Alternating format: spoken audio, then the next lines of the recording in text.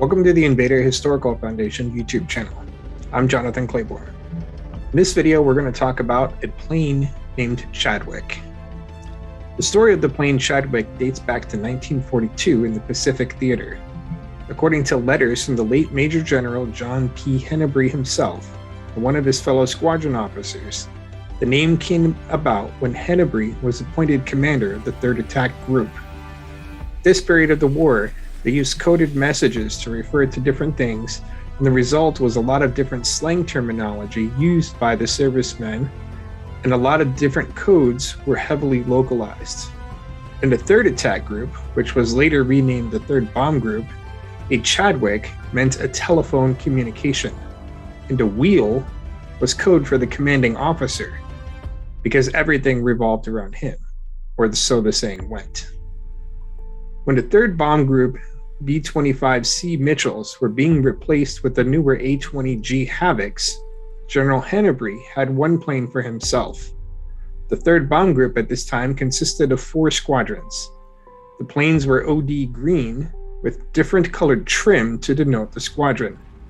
The 8th Bomb Squadron had yellow trim, the 13th Bomb Squadron had red trim, the 89th Bomb Squadron had green trim, and the 90th Bomb Squadron had white trim. As the new group commander, Hennebree wanted the maintenance crews of the 89th Bomb Squadron to look after his plane. As a joke, the crew chief painted a wheel on the tail of the plane and the name Chadwick on the nose. Hennebree actually loved it, and a very long-standing tradition was born. The first Chadwick. All I know about this plane is that it was an A-20G. I have a couple of photos of it, but none that show the serial number.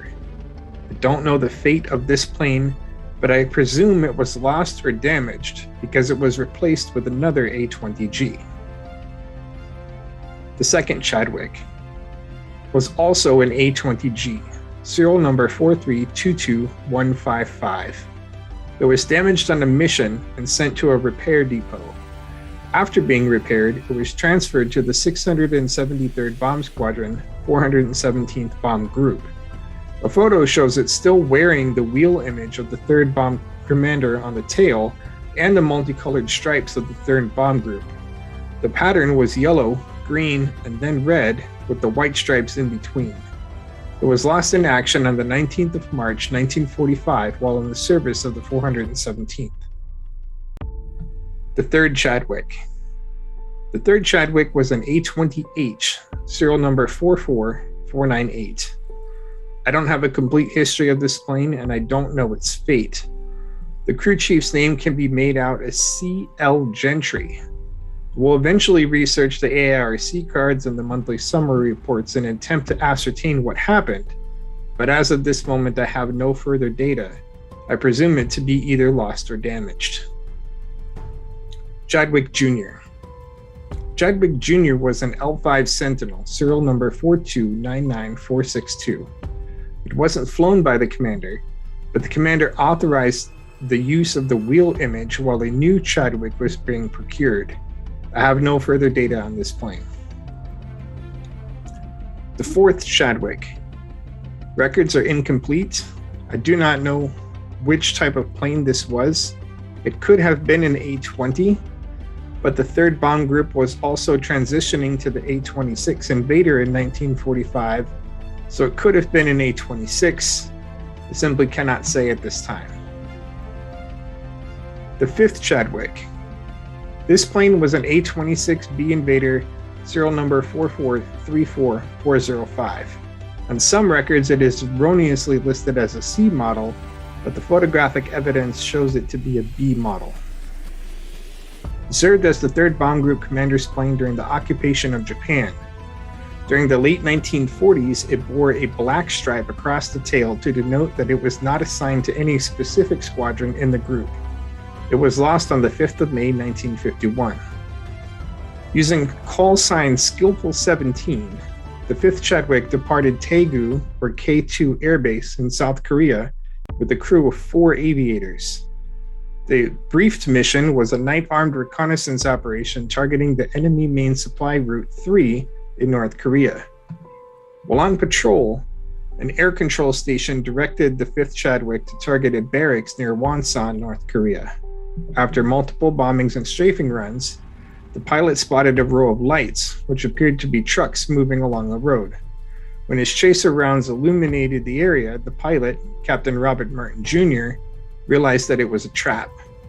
A string of blinking lights had been placed on a steep hill to look like a convoy moving down a level road, causing an aircraft attempting to strafe the mock convoy to fly into the ground. Captain Martin immediately pulled up, however, the aircraft still grazed the ground, damaging its left engine. The damaged invader recovered and headed toward the sea, slowly losing altitude. Once over Yonghang Bay, Captain Martin was able to make a successful mayday call before crashing a few miles off the coast of Hodo Peninsula. The following morning, search personnel rescued the observer pilot, Captain Norbert Kirkpatrick. He reported that Captain Martin and the navigator, First Lieutenant Douglas Kern, had replied to his calls after escaping from the plane, but because of the darkness and his weakened condition, Captain Kirkpatrick was unable to assist them. After a brief period, he did not hear from them again. Eventually, the remains of Captain Martin and First Lieutenant Kern were recovered at sea, but the gunner, Staff Sergeant John Chitwood, was never found. The 6th Chadwick. This plane was an A-26 Invader, serial number 4434364.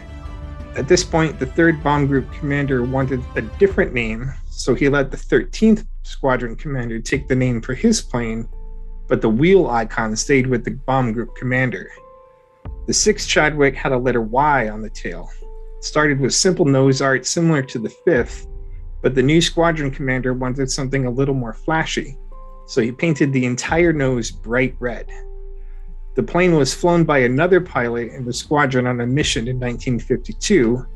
It was damaged by structural failure over North Korea on the 5th of April, 1952. While returning from the mission, the pilot, with a show of exuberance, proceeded to do a barrel roll, expressly forbidden in the A-26. According to the story, noting that he had lost several hundred feet in the maneuver, the pilot proceeded to do another barrel roll in the opposite direction in an attempt to gain the altitude back that he had lost.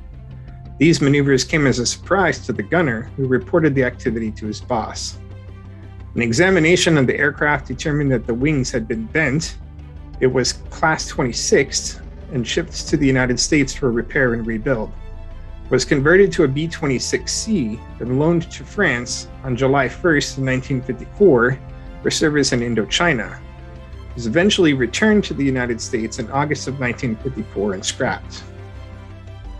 The 7th Chadwick. This Chadwick was an A-26B, serial number 4434698. Like the 6th Chadwick, it also had a bright red nose. It bore a flying wheel on the tail, the wings being a new addition. This plane was lost in action on the 8th of August, 1952. The plane was flown by Major Robert Bob Neighbors, First Lieutenant William Holcomb, and Staff Sergeant Grady Weeks. While returning from a night intruder mission, the plane took fire and was damaged.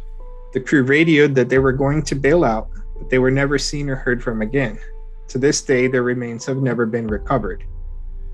After that incident, the 5th Air Force sent a memo to the 13th Bomb Squadron requesting that they stop naming planes Chadwick for fear that the increasing number count would decrease morale.